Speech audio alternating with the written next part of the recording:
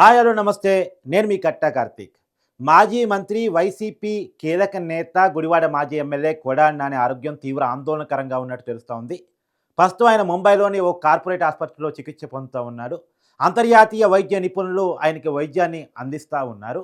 అంతకుముందు ఆయన హైదరాబాద్ గచ్చిబౌలి ఏజీ హాస్పిటల్‌లో అడ్మిట్ కావడం జరిగింది.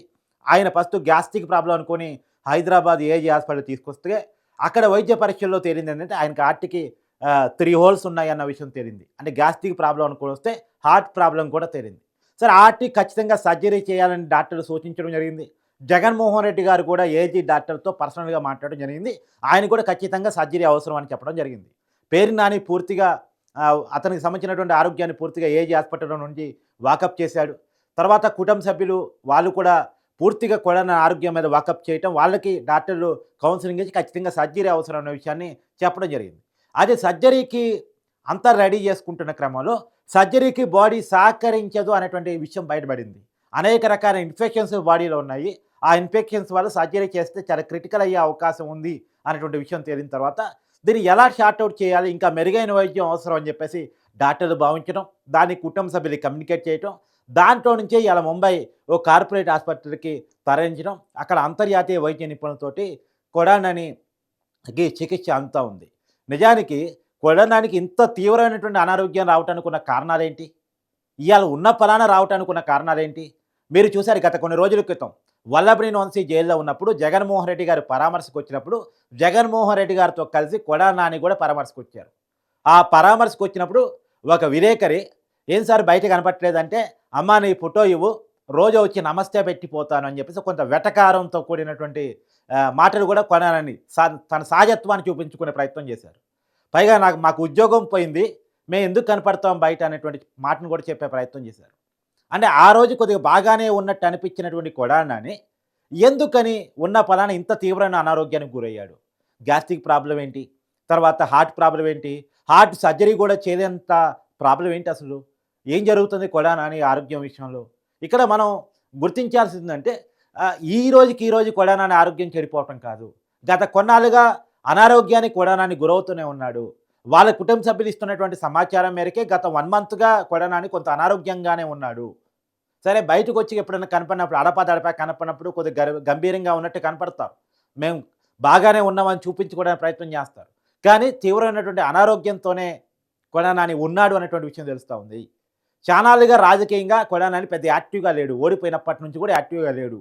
ఇప్పుడు ఉన్న పలానా ఇయన్నీ బయటపడటానికి ఉన్న కారణాలేంటంటే, మనిషి బాగానే ఉన్నంత వరకు అతని లోపల ఏదైనా ఇన్ఫెక్షన్స్ ఉన్నా, లేదా కొంత బలహీనతలున్నా అవి పెద్దగా బాడీని అటాక్ చేయలేవు.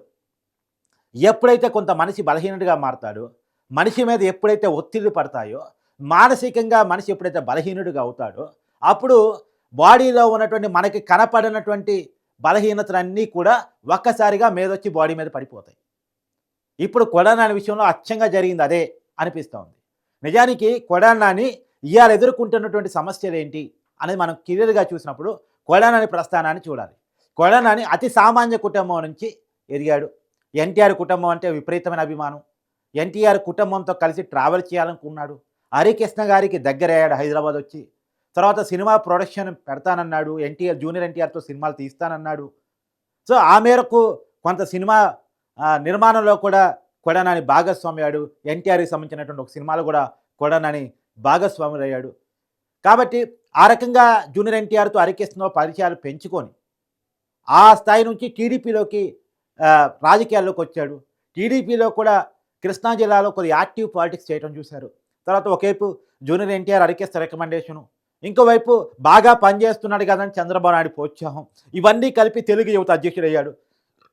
తెలుగు యువత అధ్యక్షుడి స్థాయి నుంచి 2009లో ఏకంగా గుడివాడ టికెట్ తెచ్చుకొని గుడివాడ నుంచి టీడీపీ ఎమ్మెల్యేగా 2009లో ఎన్నికయ్యాడు. ఎప్పుడైతే ఎమ్మెల్యే అయ్యాడో వెంటనే సహజంగా తన స్టేచర్ పెరిగింది, తన స్థాయి పెరిగిందా ఏదో ఉంటుంది కదా, హెడ్ వెయిట్ పెరిగింది. ఒక్కసారిగా పదవి వచ్చి పడ్డప్పుడు మనిషికి కన్ను మిన్ను కనపడదు. ఆ పరిస్థితిలో నుంచే టీడీపీతో విభేదాలు పెట్టుకొని తర్వాత వైసీపీ అనేటువంటి రాజకీయ పార్టీ ఆంధ్రప్రదేశ్లో ఆర్పించిన తర్వాత, నిజానికి వైసీపీ పార్టీ పుట్టక ముందు నుంచే కొడాలి నాని రాజకీయాలు చాలా యాక్టివ్గా ఉన్నారు. 2009లో జగన్మోహన్ రెడ్డి గారు కాంగ్రెస్ నుంచి ఎంపీ అయితే, అదే 2009లో కొడాలి నాని టీడీపీ నుంచి ఎమ్మెల్యే.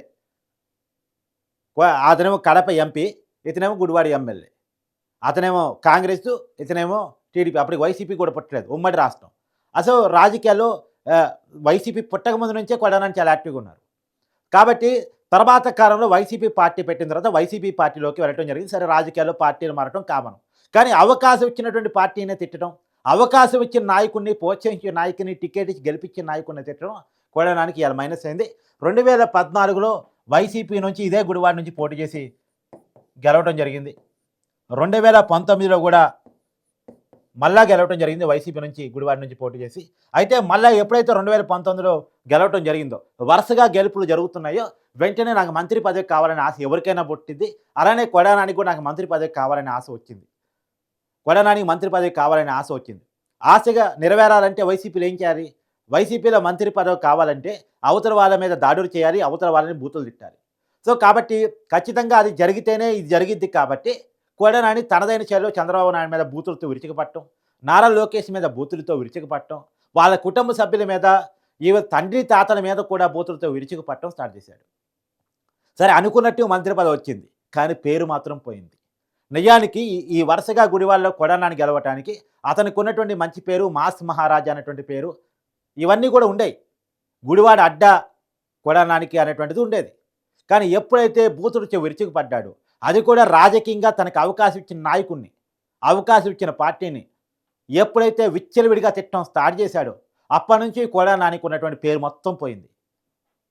ఇప్పుడు మొన్న 2024 ఎన్నికల్లో ఓడిపోయాడు. సో ఒక మంత్రి పదవి కోసం ఆశపడితే ఉన్న ఎమ్మెల్యే పోస్ట్ కూడా పోయినటువంటి పరిస్థితి. గతంలో మాస్ మహారాజా అని రిసీవ్ చేసుకున్న ప్రజలు ఇక రిసీవ్ చేసుకున్నటువంటి పరిస్థితి. నిజానికి కొడానాని ఇప్పుడున్న పరిస్థితి ఏంటంటే జనంలోకి వెళ్ళలేని పరిస్థితి, జనంలోకి వెళ్ళటానికి ఇబ్బంది పడే పరిస్థితి. ఈ పరిస్థితుల్లో నుంచే కొంత వేదన, మనోవేదనకి కొడానానికి గురవుతున్నాడు. బయటికి పోతే రిసీవ్ చేసుకునే పరిస్థితి లేదు, జనానికి మొహం చూపించే పరిస్థితి లేకపోవటం. ఇది పక్కన పెడితే వరుసగా కేసులు నమోదవుతున్నాయి. జైలు జీవితం కళ్ళ ముందు కనపడతా ఉంది. జైలుకు పోయిన స్నేహితుడు వల్లభనేని వంశీ జైల్లో ఉండటం కొడానాని కళ్ళ ముందు చూస్తూ ఉన్నాడు. జైల్లో ఎలాంటి పరిస్థితులు ఉంటాయో వల్లభనేని వంశీ చూస్తే అర్థమైపోద్ది ఖచ్చితంగా. పోసానికి ఇష్టమల్లి జైలుకు పోయేటప్పుడు ఎలా ఉన్నాడు, జైలు నుంచి వచ్చినప్పుడు ఎలా ఉన్నాడు, ఎన్ని జైళ్ళు మారాడు బూతులు తిట్టినందుకు. వల్లభనేని వంశీ ఎన్ని కేసులు భరిస్తూ ఉన్నాడు. తర్వాత ఎప్పుడు బయటకు వస్తాడో కూడా తెలియని పరిస్థితి. తర్వాత వల్లభనేని వంశీ జైలుకి పోయేటప్పుడు ఎలా ఉన్నాడు, ఇప్పుడు మన కోర్టుకు హాజరుపరిచేటప్పుడు ఎలా తయారయ్యాడు, ఇవన్నీ కళ్ళ ముందు కొడానానికి కనపడతా ఉన్నాయి. తన ఫ్యూచర్ ఏంటో తన కళ్ళ ముందు కనపడతా ఉంది. మరి జైలుకి పోతే సింపతి వస్తా అంటే పోసానికి రాలేదు, వల్లభనేని వంశీకి రాలేదు, తనకు కూడా వచ్చే పరిస్థితి లేదు. పైగా ఎప్పుడు అరెస్ట్ చేస్తారని ప్రజలు చూస్తున్న పరిస్థితి. ఈ పరిస్థితుల్లో నుంచే తీవ్రమైనటువంటి మనోవేదనకి గురైనటువంటి కొడానాని లోపల ఉన్నటువంటి అనారోగ్య సమస్యలన్నీ ఒక్కసారిగా వెలగక్కున్నట్టుంది.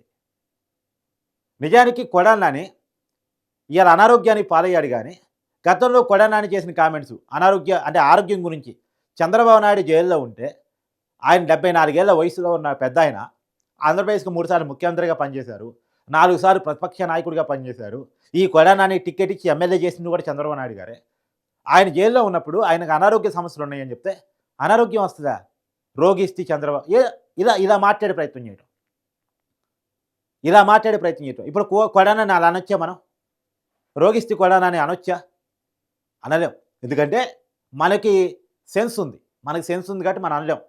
ఆయన హాస్పిటల్లో ఉన్నాడు, మెరుగైన వైద్యం అందాలి, బాగా మంచిగా ఆయన బయటికి రావాలని కోరుకోవాలి కూడా, అది మన బాధ్యత. అది మాజీ ఎమ్మెల్యే, మాజీ మంత్రి, ఒక స్థాయి ఉన్నటువంటి నాయకుడు కాబట్టి ఆయన మంచిగా చికిత్స పొంది ఆయన ఆరోగ్యం బాగై బయటికి రావాలని కోరుకుందాం.